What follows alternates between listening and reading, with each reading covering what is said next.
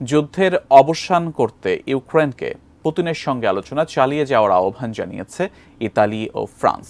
সোমবার ইতালির সংবাদ মাধ্যম দ্য মেসেঞ্জারকে দেয়া এক সাক্ষাৎকারে ইউক্রেন সহ পশ্চিমা নেতাদের প্রতি এ আহ্বান জানান ইতালির প্রতিরক্ষামন্ত্রী গুইডো ক্রসেত্তো। বলেছেন, রাশিয়াকে চাপে রাখতে পশ্চিমাদের বহু ব্যর্থ হয়েছে।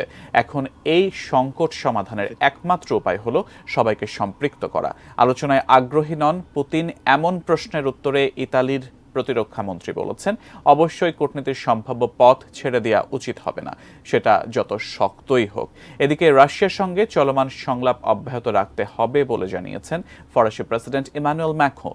একই সঙ্গে রাশিয়ার বিষয়ে কৌশলগত নীতি চালিয়ে যাওয়া প্রয়োজন বলেও মনে করেন তিনি।